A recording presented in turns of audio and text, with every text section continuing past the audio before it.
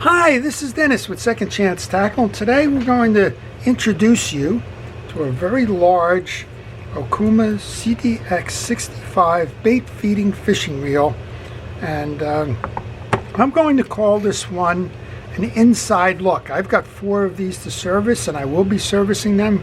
Quite honestly, the service takes quite some time, and if you ever have a conversation with a tackle repair shop, a lot of times they'll tell you they don't work on bait feeders, and I suspect by the time we get done with this one you'll understand why they say that.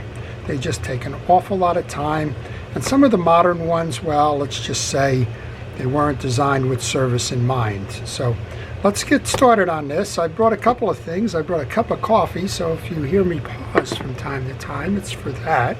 I don't have a glove on yet because you're going to see it takes quite some time before we get down to the point where a glove is needed.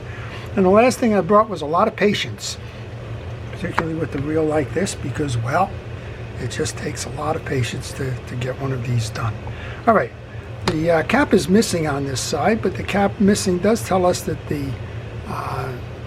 there is no tie-down screw on this side holding the handle in. So the handle is going to come off, there you go, by turning it in a clockwise manner. Well, that's one of the easier parts to take off. All right, well, if you look at the way that this is set up now, we got a couple of things before we can get to this side case. First is we have this strap that holds the trip lever on. That trip lever goes into bait feeding mode. It allows the spool to turn backwards. When you turn the rotor, it clicks back. This one seems to be a little sluggish here, but it does click back and lock the spool in so that you can do the normal top drag fishing. Well, that's not going all the way back, so I imagine we probably have some dried grease underneath. We'll find that out. But that's in the way of separating the case. And also, if you look under the case here, you're going to see that the case goes up under the rotor, so the rotor has to be removed first. Well, that's a joy in and of itself, so let's do that. We have a spool that we have to remove. Take the take the adjuster knob off. Then you can pull up on the spool. This one has a very interesting design inside. You can see a moving plate here. Again, I'm not going to call this a full service. I'm going to call this an introduction. But you can see a plate here that just kind of floats around. That's your drag plate. Underneath, you can see the washer and what may be the biggest C-clamp for this reel, or any reel, the snap ring pliers. I don't have a snap ring pliers that big, but you have that. You have your pressure plate, which has got a lot of dirt on it, and you have your drag washer underneath. Well, again, this is an introduction. I'm going to go clean that up, of course, as part of the service, but I'm not going to do that on camera. So the next thing you got to do is figure out, well, how do I get the rotor off? Well, normally your rotor would come off. There'd be a little click ratchet or something here. These are shim washers. They just boost the line lay on the spool. You saw where the drag washer is from the spool. And you look underneath, and there's a little notch here for a pin, but this does not pull up. And how do I know that? Well, I went to the schematic for the reel, because even though I've worked on this reel in the past, sometimes a refresher course or a blueprint will help you. And it says here that on the top of this little carrier, there's a little C-clip up there holding that assembly on. Oh, yippee. Me and C-clips don't get along very well, but we'll try our best. Another reason I don't have the glove on. I have yet to find a good tool to remove these easily. I use a fingernail on one side, a point on the other. This is probably going off camera, and for that I will apologize. Okay, well, I got the clip out. I don't want to lose that. This is the clip that holds that little piece on. That's going to go into a parts tray. That's where I put almost all of my pieces and parts. The bigger ones I leave outside, but it'll sit there until I need that again. Well, with that clip off, now you should be able to remove that little carrier. And these again are shim washers, they're not the drag washers. In this case there's a stack of 3 of them. If you found that the line was spooling too high, you would remove one. Too low, you would add one. Comes with 3. Alright, and now we're getting closer. This pin should come out just the way I remember it. Now we can get to the screw that's holding down the nut that's holding on the rotor. So this is a little bit of an introduction into why folks say they don't work on them. Okay, the rotor is a 14mm nut and it's on in a reverse thread. So if you turn it clockwise, you will be able to remove the rotor. Rotor nut comes off and it goes into my parts tray as well. Now the rotor should come off. It does. And this is a carrier here. This has got 3 screws. We'll come back to that. But right now we want to get the case off, and you can see that if we just paid attention to the case screws, you'd never get that side plate off. And the reason for that is there's one tucked up there and there's one tucked on the other side. So that rotor had to come off in order to get to the rest of the reel. Alright, let's take our chances now. I don't like these clips. Sometimes they break. That's why I don't like them. There's a lot of tension on that clip and there's not a lot of give. And I'm not sure, because this is not fully returning, I'm not sure if it doesn't return because of the friction on the side plate for the clip here, or if it's because the underneath has got dried grease. I'm going to put it onto this side, and you'll notice there is a little bit of a give here. Might be hard to see, but there is a little piece here, and sometimes you can hope that that flexibility in that piece will be enough to get the rest of this off. So I'm gently prying behind it now to remove that from the tags. And it just, again, you go to your patience bank, because you're going to need patience to do this.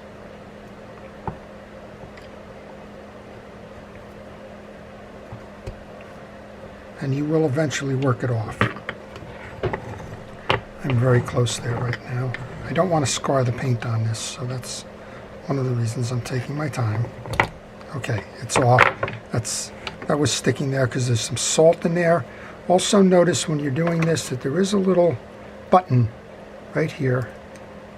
It's actually like a washer for that screw that we took off. So if that falls out of the assembly, no problem, just know where it is.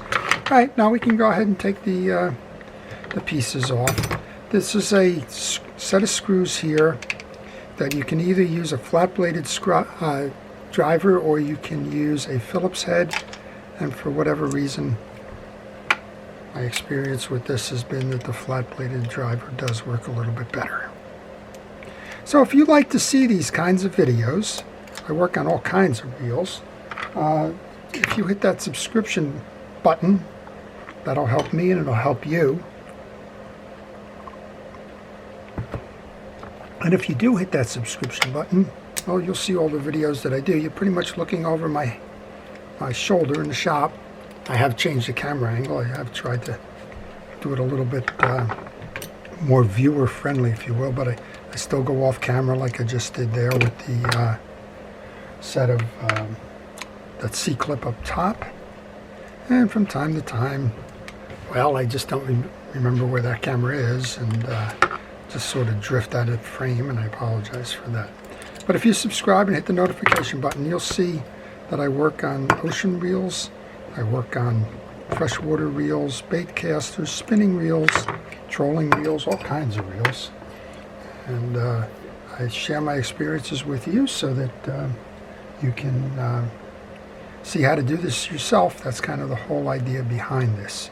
All right, I got one more screw. I have 1, 2, 3, 4, 5 screws. I got 4 in my basket, and I like to gather the screws in my basket, as an example of being out of frame, I guess, to make sure that they're all the same size and interchangeable.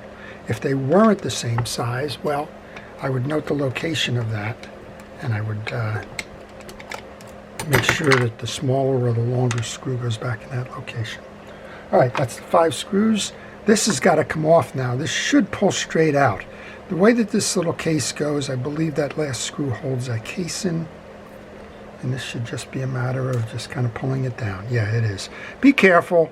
As I mentioned, you have a situation here where you can break tabs if you don't know what you're doing. And yes, there's that little spot that the screw needs to go through when attaching it to the case.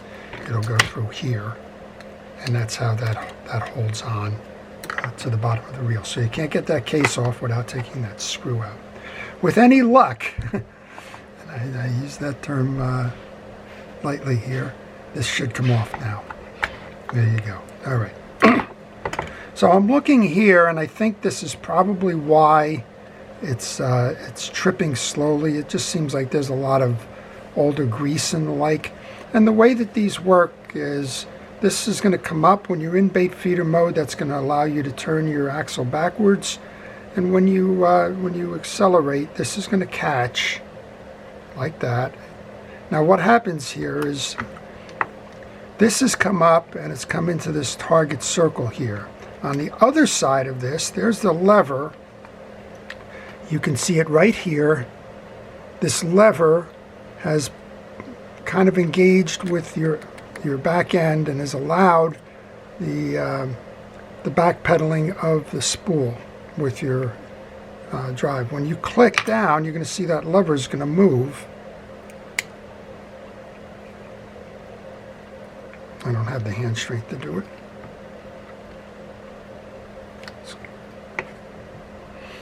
Let's grab the rotor.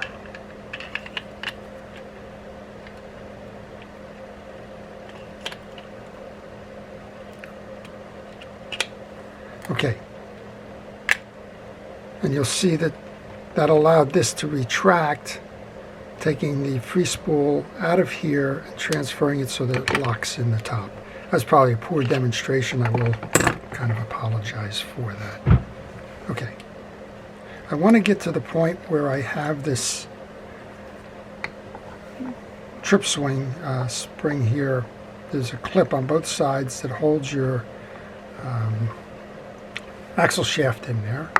We need to remove that. That's got two C-clips, one on each side. It's kind of similar to the way that Shimano does some of their reels. Just bring that up. There's a little lip it hides behind. Should be able to remove that. Go ahead and remove that. Put that in your parts tray. Remove the axle shaft. Now I'm going to pull that lever out of the way. You do not need to disconnect this lever in the servicing. You just have to work around it. Notice that you have a indentation on this side of the free spool of the crosswind block. That's going to move the lever up and down. That little tag that we just took out hides in this cavity. This one is very easy to misinstall on the way back in. So take pictures along the way when you do this. Note that you have a difference in the block and that the cavity for that clip for the axle shaft is on that side. All right. Now we'll go ahead and just show you the balance of this reel. I've got some cleaning up and re-greasing and things like that to do. I'm going to pull that trip lever out of the way, and I should just simply be able to walk this main gear up.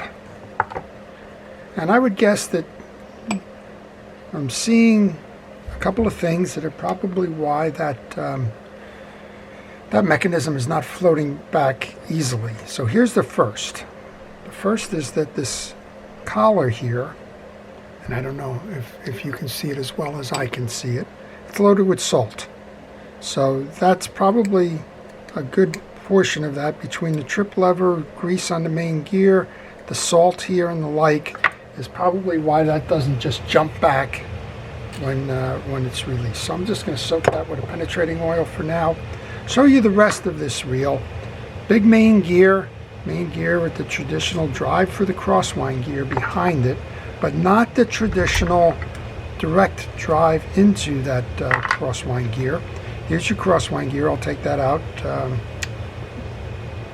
as part of my service. Crosswind gear Intermediary gear. We have the gear here under this little plate that I'll remove eventually. That intermediary gear takes the back end drive of your reel right here and transfers that to the crosswind gear. Why do you do that? It's smoother operation, and it takes the stress off of breaking the teeth on this. So there you go. Pinion gear, we'll go ahead and do this one more piece up here, and then we're going to just, I'm going to go on to service it. What's the servicing? Well, it's cleaning all these pieces and parts that we've taken off, and it's making sure that they get reinstalled after they've been cleaned, inspected, and greased. But again, I think most of the folks that watch this channel are more up on what do you need to do to get the reel apart to do that servicing, and so I thought I'd give you the inside look. This is a 5-ball bearing reel, and we're showing you as much as we can without making this an hour-long video. All right, just again, it may or may not be important, but it's always good to notice. There's a little tag mark here, a little part number or something. That's facing direct to the back of the reel, so I'm going to make sure when I go to reinstall it's that way. Here's my anti-reverse assembly and collar. Notice there's a spring on the bottom of the collar. This is one you don't want to mess with if you don't have to. There is a octagonal kind of shape to this. The roller bearings are right underneath this. If you pull this tag out, those roller bearings are going to have a field day. They'll be all over your bench and everywhere else. So if you can avoid it, don't mess around with it. There's that spring that's loose here now that I pulled up. That's your override, and that's going to attach to the post that's over here. So all good things, but I wanted to give you a look and a see at that. We'll oil those bearings, we'll take care of the rest of this reel, and we'll get it back out there fishing again. But that's the anatomy of a modern day bait feeding reel. If you have this reel apart, we'll just take a moment to show you that if you pull this out, the spring loads here, the loop of the spring faces inward and is tied down by the case here. Okay, if you want to remove the bottom level, there's a C-clip here. You pull the C-clip out.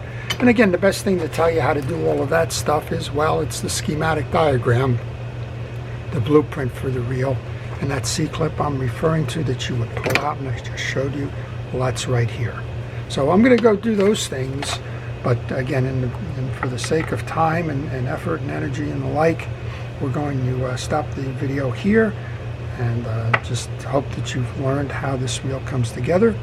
Well, more importantly, how it comes apart. It goes together in a reverse sequence. We'll be taking off the gears here, cleaning them up, getting them re-greased, oiling the bearings, reinstalling the assembly for the anti-reverse, and making sure that this reel is ready to go in the spring. So if you have any questions, please leave them in the comments section. If you want to see more, again, please subscribe. If you have a reel that needs service and you're interested in having it serviced, well, if you send me a note to my email, I'll be happy to provide you with the service and repair information. So this is Dennis with Second Chance Tackle. Hope you've enjoyed that. Have a great day. Okay, and here's a quick prologue with the reel serviced and back together again, turning nice and smoothly, a lot smoother than it was when we started. And remember, this is the one that only had a partial trip.